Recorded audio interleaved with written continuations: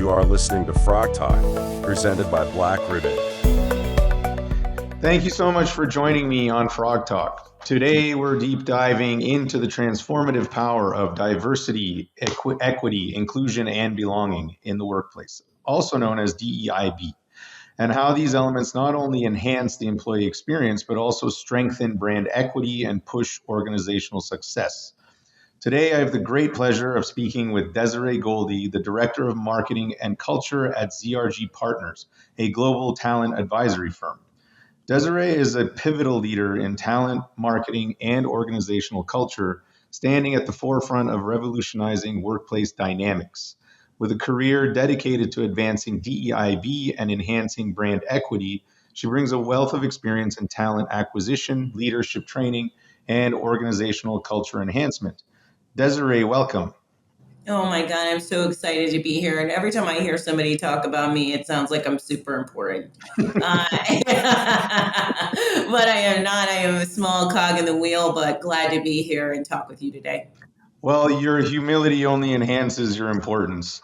So your work in challenging and reshaping the corporate landscape at ZRG Partners is quite inspiring. You also have quite an extensive background in your role, and in your role as Director of Marketing and Culture. You're uniquely positioned to see the intersection of DEIB initiatives and brand equity. So right off the bat, can you share a pivotal moment, whether it was at work or in your life, that demonstrated the power of aligning internal culture with external brand perception, and what inspired you to go down this path?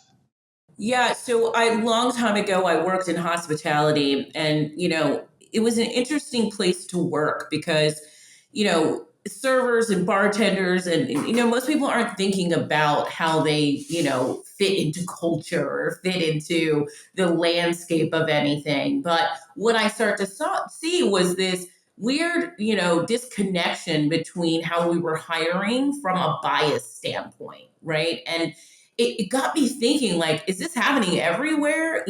I had built my college career on marketing and business and all of these things, and honestly fell off that path for a little while. And so I ended up in hospitality, working with consumer goods and foods. And I realized that in this industry, it was super profound for me about how culture did not meet what was happening. What we said was culture did not meet what was happening in hiring or what was happening as our brand. It was super disconnected. And so I worked for a great company. It was a kosher food company. And I said, guys, we got to stop. Like, I need to have this moment where we're actually making the culture, the brand, and the people all make sense together. All three need to make sense, or we're just lying either to the community or we're lying to our employees. And how do we get there? Or how do we get to that finish line? I think I was successful in some regards, but this was a long time ago. And this was before 2020, before all of this seemed important, right, to other people. Yeah. And so it was a harder push to get us to the finish line. But I think we got there in some respects. And then when I moved into talent, oh my gosh, it blew up for me, right? Now I'm responsible for putting a body in a seat at a company. And that was huge for me. It was a huge moment, and revelation about how bad talent was doing this. Right. Yeah, and it's funny that you say it suddenly became important after 2020. It's because it's so true. That was sort of the catalyst of modern. By modern, we're talking about literally the last 3-4 years. Right. Talent strategy, which is so interesting. But for people like yourself and me, it couldn't be more timely as well. So yeah. What? I agree. Yeah.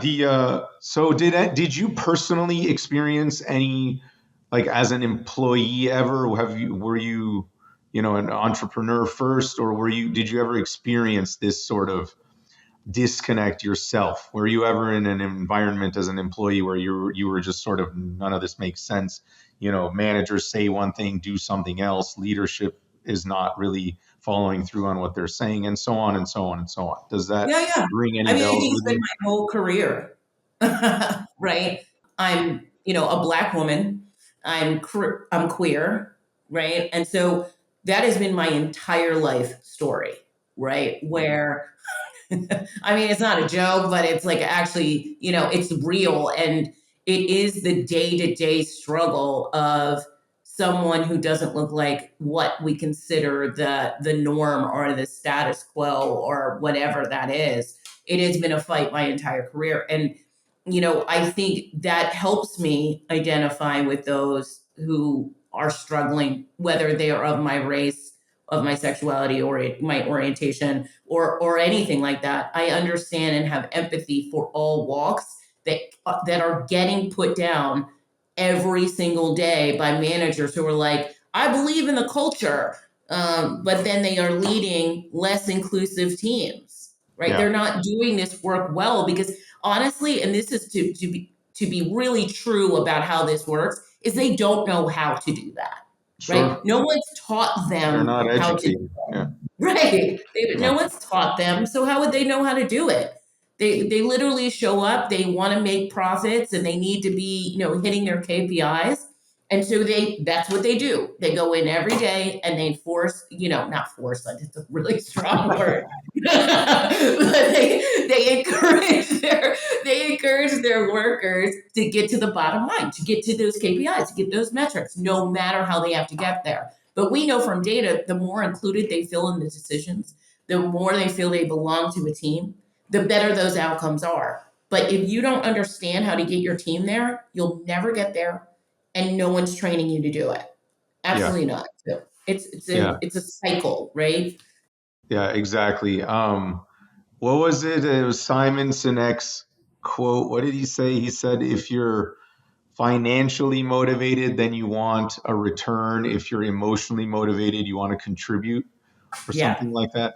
it's very close. Yeah, so very, very poignant quote, right? Which I don't think we use enough, right? So, if listen, I don't believe, so someone asked me the other day, like, well, you're saying that the KPIs and the profits and the margins don't matter. No. And I'm like, no, why does one have to be here and the other I be know. here? I don't understand why they're not connected. And the fact that you're asking me that question makes me understand that you don't understand that they should be connected, Yeah. right? It's And not one or the other. It should be both. absolutely. In fact, they're so connected then that profit is inherent to Right. feeling ownership and feeling included. And that's Right. what's funny. But the other way around is also connected. Right. If when you're talking about culture building and employee well-being and so on, Yeah. the point is revenue actually doesn't need to be in the conversation because it's a consequence of a well-oiled machine where everybody, at no matter the level, feels ownership in their own path, in their own journey, but is also, as a result, inspired to be part of the collective and be collaborative in this collective. There was when the Great Resignation happened in 2021. The first instinct I had was, it was a result of how in America, especially, we push everything to the extreme. And this Mm. notion of self-care came out of COVID, which was fantastic. Suddenly, to the Right. to the point where the Pope got behind it, and mental health became this global phenomenon where like Yeah. everyone should be taking care of themselves and so on. But then here we pushed it to the individual, and it became what I was calling selfish care. And so, like, the Great Resignation was a consequence of that, which shone a huge, bright light on poor leadership and poor management as well. And that's sort of when all of this came about. Right. The Great Resignation it was great for so many reasons, right? Well, thank goodness we're finally doing this, right? Like, thank goodness we're saying no to some of these things, right? Yeah, Thank goodness we're pushing back on leaders to do better and put themselves in a really good space for their employees, yeah, right? I got them, by the way, for the pandemic where I hated everything about it. Don't get me wrong, but I actually got sleep during the pandemic because I'm a workaholic. So like for me, it was a self-care moment, right? A Yeah. selfish moment, right? I Yeah. actually took some time to be selfish about what I was doing. And then when you come back to work for people that don't align with this self-care you've given yourself, then it's like it's right in your face. Yeah. Right? Like, oh my gosh, this does not work anymore. I work for a toxic place or I work for a toxic leader, and then people were saying, okay, I'm done. Right. And now after that, the residuals of that is we're left with leaders who still don't know what they're doing and still are providing toxic leadership and still don't have the training to do better. And they still don't have the tools necessary to bring their workplaces to a place where people want to work, be there, feel involved, and be part of a collective, as you said. So Yeah.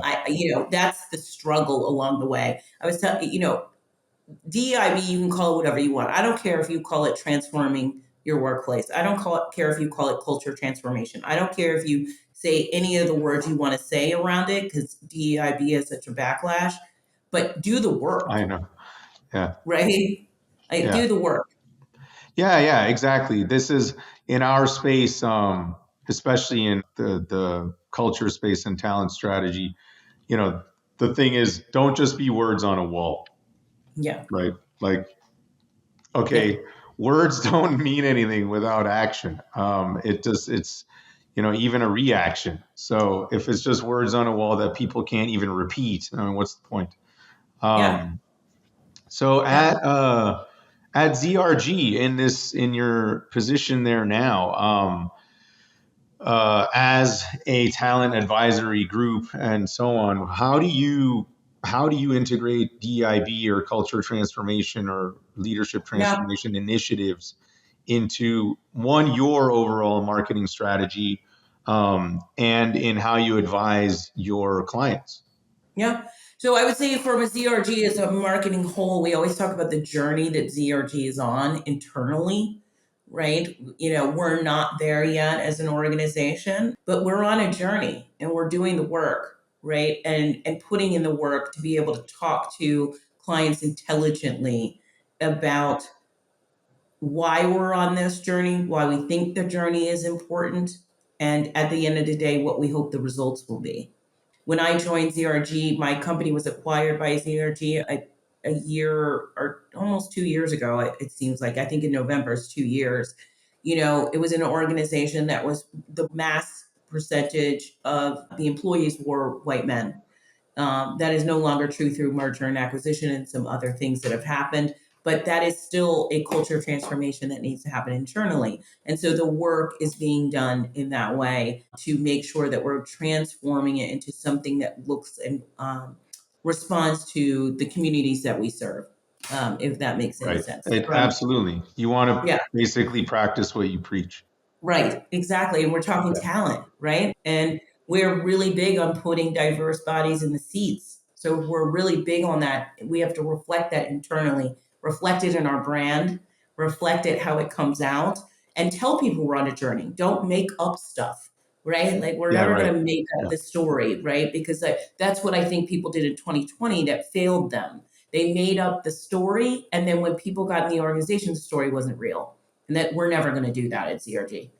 The other piece of this is how we talk to our clients. In ZRG Embedded, one of the business units in ZRG, we've developed a audit and client diagnostic product that goes through for diversity hiring. And that makes sure that we're talking about all the pieces of hiring in diversity, right? It's not just putting a butt in the seat. You have to do all this other work around it. If you're not doing all the other work, you're going to put a butt in the seat and they won't be there in a year, Right. right? So we look at all the pieces that influence bringing in a diverse candidate to get you to the finish line. And so there's multiple things happening on those fronts. And we work with some great clients to be able to assess what's happening, come up with a strategy how to address, and then move forward for them. And it's been really successful. And how much emphasis are you putting on equity and merit-based hiring? Yeah. Yeah. So here's my thing. When SHRM decided to take equity out of the equation, right? When they said Sherm said DEI is now just D&I. It was, to me, a big failure of how we do this work without equity. I don't understand what you're talking about, right? Yeah, I don't exactly. Because understand. Right, people mix up equality and equity right. all the time, All and the it time. pisses me off, honestly. Like, It's just not. well, I'm glad it pisses you off because that's the way it should be. But it's ridiculous to me that you would have a diversity or inclusion conversation without talking about how people are paid, their equity in feeling, their equity in anything. Equity cannot be not part of the conversation every day, all day. And we're so far from being at that point where equity can be out of the conversation. If you're taking it out, that must mean you think we've reached goal in the United States. That is so far from true.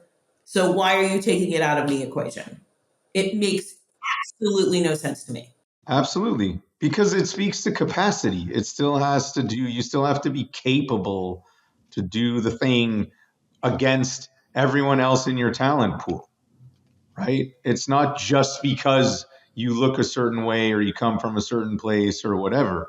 It's like those things speak to creativity, they speak to innovation, your background and your cultural history and so on speaks to overall innovation. I mean, innovation basically can't happen at the speed that it does without diversity. If everyone is from the same place with the same background, same language, same cultural sensibilities and so on, yeah, you're going to fall behind because you don't have the global holistic sort of views that a diverse group would have. At the same time, that diverse group needs to be capable and fully able to complete or do the things that they are required to do in any capacity, whether it's for a project or for themselves. I was talking to a leader recently and he was like, where I find my best candidates? On the golf course. And I'm like, Yeah, I really want to throw up in my mouth. Like, seriously, dude. What the ever loving whatever is happening with you? Like, you think that your organization is going to move forward if every single person that you hire is from your golf course. It just doesn't make sense from even a common sense standpoint, right? You all think alike. You all act alike. You all probably dress alike, right? You cannot bring innovation and new ideas no, and innovation. There's no way you're bringing that to the table if you hire all your candidates for the golf course. yeah, I'm not, I'm not, saying anything about hiring for the golf course, but if that's the only place you're hiring from, you've literally stagnated your organization in ways I can't even explain to you. And if you don't understand that, we have a bigger problem of how you think organizations work, right? Of how innovation happens, right? Innovation doesn't happen in a little tiny pool where we're all the same color fish. It just doesn't yeah. happen, right? That'd be an interesting case study, though, when you said the golf course, because what if it's just a very diverse golf club? And, and then because that, there are very diverse golf clubs. I've I sort of know, been but I've been all over the world, and like it's not always the same. You're not cut from the same cloth, as it were, and it'd just be an interesting case study to see if they actually, if the cultural backgrounds have any implication on their sort of output, because just because you're part of a course doesn't, especially these days, it doesn't necessarily mean you come from the same background. oh, I agree with you there. I don't have an argument necessarily the place. It's who I was talking to, Yeah, and right. I knew him enough to know that when Sure. he said golf course, he meant a certain thing, right? Like Yeah, he yeah. meant a certain standard of being. Listen, I play golf. I'm not downing golf, right? You know what I mean? That is not what I'm doing. Yeah, Please, nobody yell at me. That's not what I'm doing. What I'm saying is that if you're talking to me about why you do something, to yeah. me already you've said why this is your standard Sure. for Yeah. whatever that is, right? And I'm not Yeah. right. Like there's a standard for belonging to some of these golf clubs. There's a rhythm of thinking. So that was my problem with him. I It already was knew the what he was yeah. coming from. You It know was what I the mean? absolutism. Yeah, I got you. Right. Yeah, Yeah. Right. yeah, Yes. Yeah. Absolutely. yeah. I I will got only hire from a golf course. You know, it. that kind of thing. It was like, okay, weird. Got you. It was that kind of Um, moment. so the cool, I got you. So the Yeah. at ZRG, before you entered this role, so you were talking about how like you still have a ways to go, that the journey is certainly not Yeah. complete at ZRG. What is outside of aligning your own values and the way that you conduct business and your talent strategies and so on, how far do you see that? How far do you think you are from that? And what is the vision? And Yeah. when do you, is it like a 3-year thing? Is it a much longer journey? And are you already implementing certain things to reach those goals? And how is that impacting the business that you're doing? Yeah. So we are on a 7-year journey. It's a 7-year Okay. plan. Because we don't believe the work is easy. I've always said the work isn't easy, it's hard, and it takes time to transform a culture. It doesn't. If you think you can do it overnight, I'm sorry, it just doesn't happen, right? And an organization for like ZRG has been around for a really long time.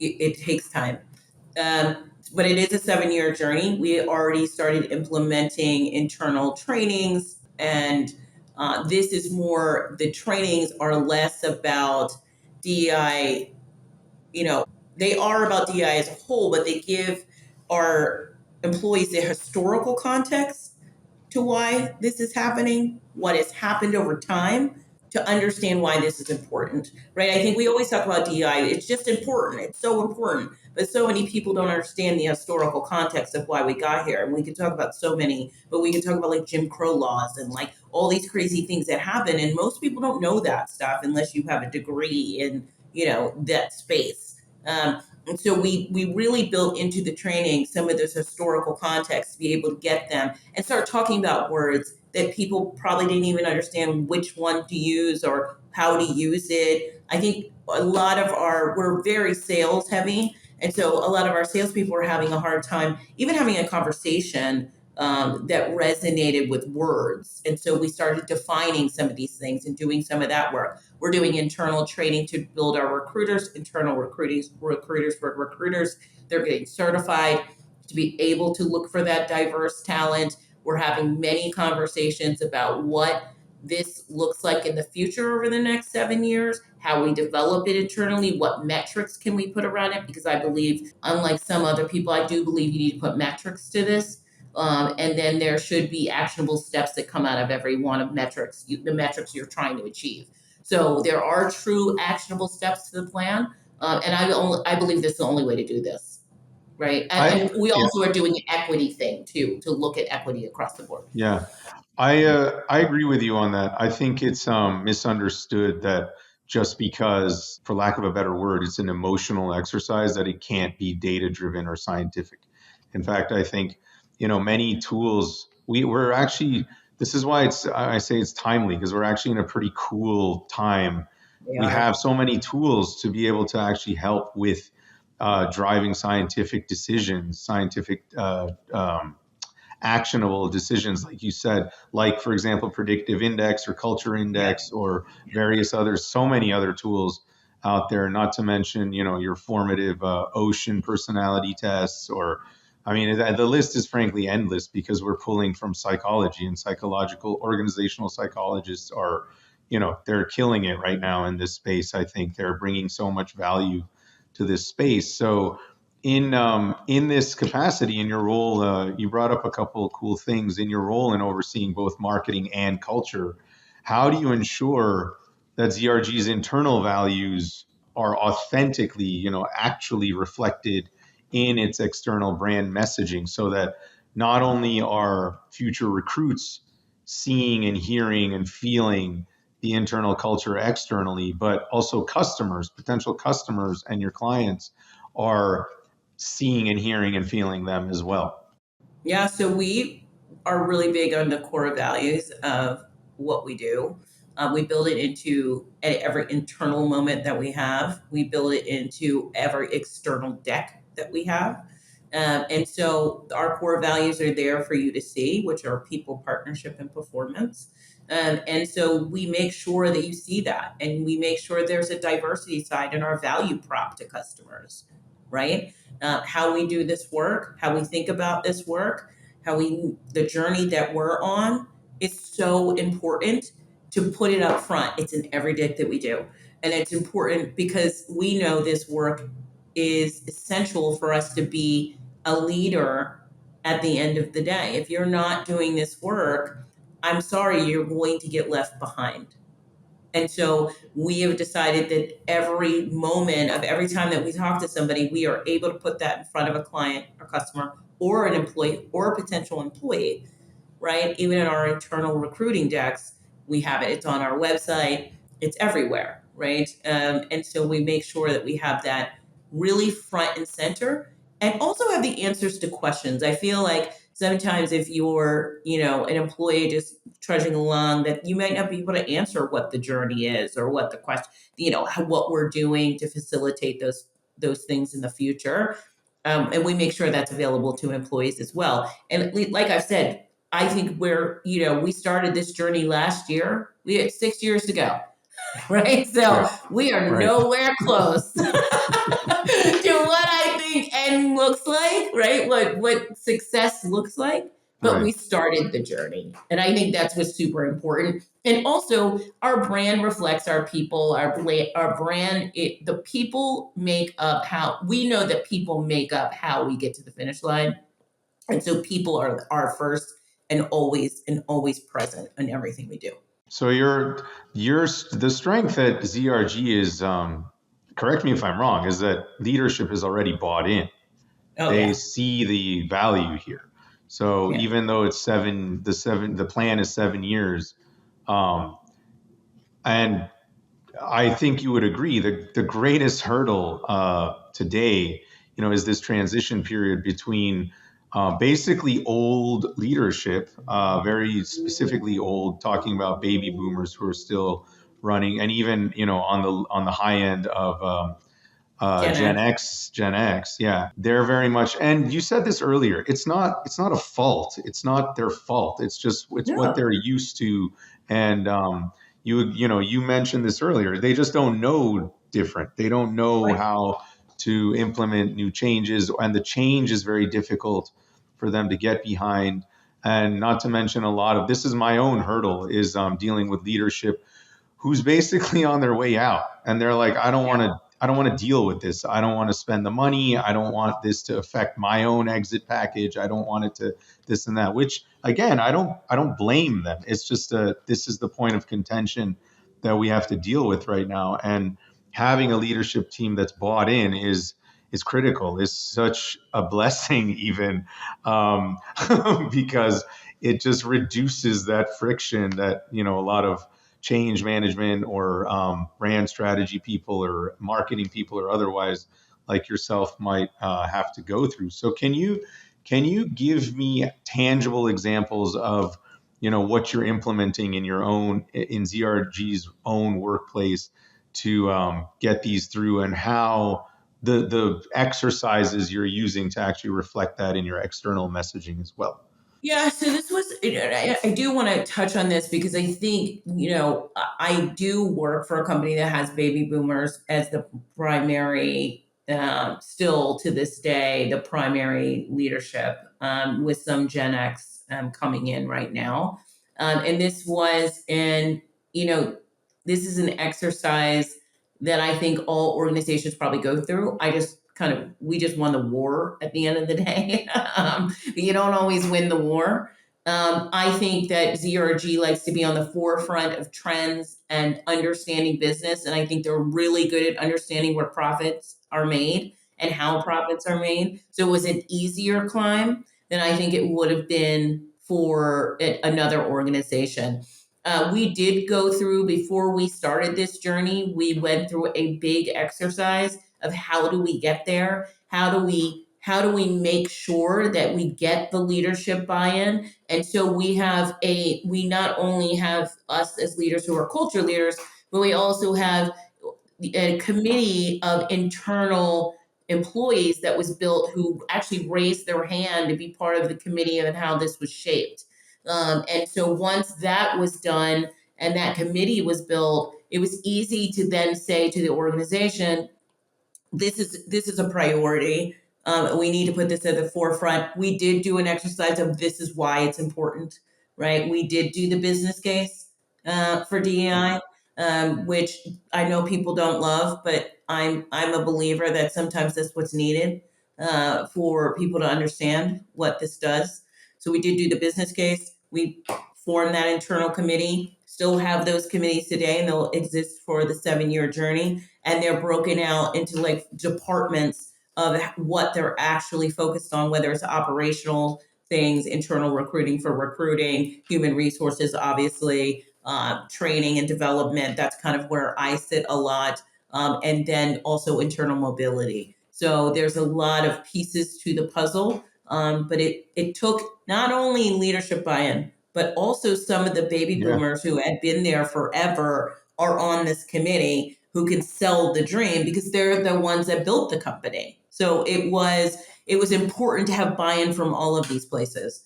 But I'm going to tell you that this exercise for me was the first one that I had done where I felt extremely personal about it because I work at the company. I had always done it for organizations outside of me. And so it was a super personal mission. There were some emotional nights about this stuff, to get us to where we need to be. And one of my boss, actually Matt Corbett, who is the president of Embedded, was a huge driver for this. So he was a president who was driving the business for driving this initiative to the CEO. So, it was great to have him, helping to drive these things along with all the other people that were involved. So it takes a village, right? And so it took a village here. That's all positive to me. That's very cool to hear. Is there were you experiencing any points of contention when you got started? I mean, can you speak to those a little bit? How was, what was that experience like and how did you get through it? I think there's also always this place when I just talked about this yesterday on LinkedIn. There's this place where DEI should not be given funding or budgets, right? And because that takes away from revenue in their eyes. And I think that is the biggest struggle we still face, is proving that putting the money into these kind of programs into the work of this part of it is still, it's still, I think I'm 3 years away from it just being an easy sell. So we still have that part of it that I think we struggle with. We struggle with putting budgets and money to the work. Yeah. And that for me is how these programs fail ultimately. Yeah. Right? If you can't give your ERG money, if you can't put money and dollars to the hiring, if you can't invest in metrics and programs that get you to help you assess your current situation and where you're going, all of this fails to me. It's an immediate fail. And so I'm still vying, like, again, we're in our first year, but still vying for those tools. And I think that'll be a struggle for many organizations, not just ours. Yeah, it's the implementation. I always talk about that as well with my with prospects, especially because we have a model that we've created coming specifically from the brand strategy perspective, from the communication side. So it's not next in line change management or next in line marketing. It's the fundamental. We're developing your story, developing your, everything from the ground up, your story, your why, your values, your core purpose, and so on, from a messaging point of view and communications. And we call it the inside outside in model because we're coming in from the company purpose, company first, then who are you serving? And then how do you find people who share the same vision to serve the same people? often these two sides don't speak, right? The inside Right. doesn't speak with the outside, which is why I love what you're doing now, because that's basically what you're doing. You're trying to connect, you're trying to bridge these two sides, the external facing and the internal facing, which is not obvious. And it's not all that, it's not common either. Again, these two sides are often separated. And I, so I talk about turnover often, and how much, the stat is, one of the stats anyways, you're basically spending 3 times the salary of one person to rehire somebody. Like to that cost of turnover is essentially 3 times what the cost of one person is. So, which is insane when you do the actual math and add it all up. And I was talking to a manufacturing company not too long ago about that turnover. And every time and this is not just one conversation, I've had this conversation with many companies where I use the word lose. I say you're losing this much when when you have to rehire someone, you're losing this much money in turnover. And they go, well, we don't consider it a loss. And I go, What? Why? Because you're budgeting for the loss? Right.